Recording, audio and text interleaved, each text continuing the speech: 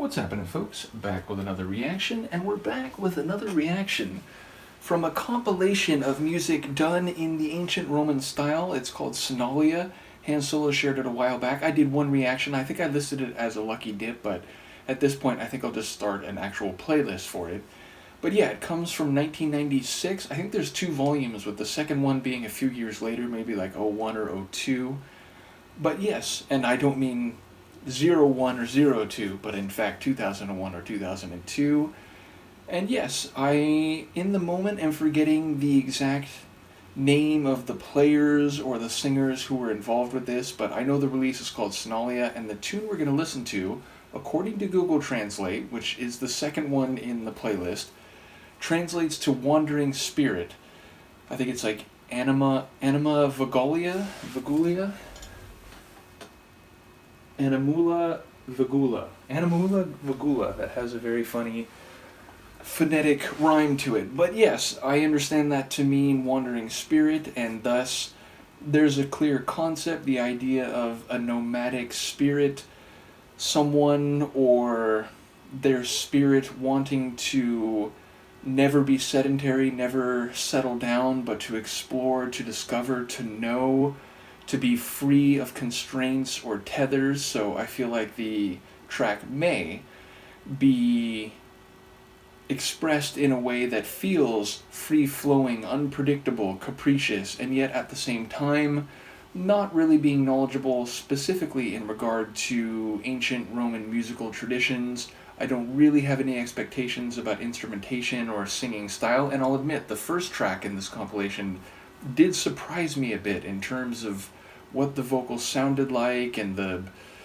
character, the tonal sound of the piece. Now again, I imagine a lot of this, as most ancient music, is somewhat theoretical or speculative, meaning ancient musical notation systems weren't the same as modern musical notation, and at best records would be incomplete, so I imagine there's some level of filling in the gaps or trying to create a final product without all the information of what it really might have sounded like 2,000 or more years ago. But in any case, let's give it a listen. This is from the Synaulia release, which in the moment, let me see if I can...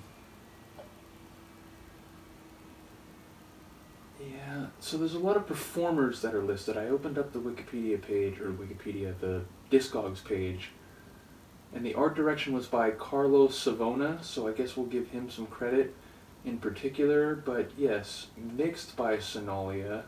Oh, so that's the name. It's a team of musicians, archaeologists, paleorganologists, and choreographers dedicated to the application of their historical research to ancient music and dance, in particular to the ancient Etruscan and Roman periods. Name comes from the Greek Synaulia, which in ancient Rome referred to a group of instruments consisting mainly of wind instruments. Well, there you go. I probably made this same journey in the first reaction. It's been a while, I do forget, but yeah, so the group itself is known as Synaulia, and the album or the compilation is given that title as well. So here we go, from Synaulia. This is Animula Vagula, which apparently translates to Wandering Spirit.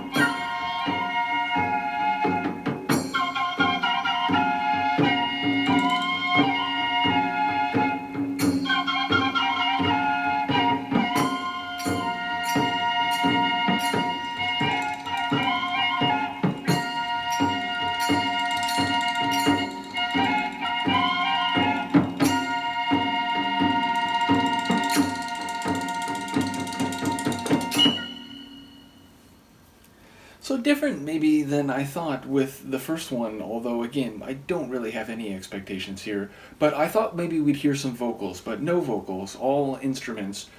And again, very wind-based instruments, though lots of drums and percussion too, including that like rattling type of percussion. So I wonder if there's some specific significance to the idea of wandering unpredictability with that specific element. But yes, also a big, like a larger drum, almost like a tribal drum, and then a bit of maybe not dissonance, but it has that like minor key kind of feel where there's a bit of tension in it. It's a bit darker, and then like not a flute as we would now understand it, but the lead melody carried by what sounds like it's some sort of flute-like instrument, and maybe more than one of them. That really gave it the atmosphere overall, and the, again, sort of tension or stress of it, which I wonder specifically how Roman ears would have heard that, and of course whether that's exactly how it might have sounded, but assuming that is a rough approximation of the type of track or indeed performance that would have been heard by Roman ears, I wonder, the ancient ear in that place and time, and with the idea that surely music was not the popular entertainment it is today, in the sense of like, you're not going out to buy music for your own private personal entertainment. These are part of rituals, they're part of ceremonies, they're part of celebrations or commemorations. They are, even if they are on some level entertainment, whether as part of larger artistic expressions or plays or so on, there is a more immediate nature to it. There's, again, no home recording that you take with you, so I wonder how a piece like that would have been heard and understood, and I do enjoy the, again, maybe not dissonant per se, but definitely, like, it's not bright and rich and happy. It has a more complicated sound to it. So, in any case, a cool tune. I'm looking forward to going through the rest. Thank you again to Han Solo for sharing this, and as I said, I'll make a folder and just start putting them all in, or a playlist, and I'll start putting them all in that, because I think the first one was put into the Lucky Dip folder. In any case, let me know what you think, and I will see you next time. Peace.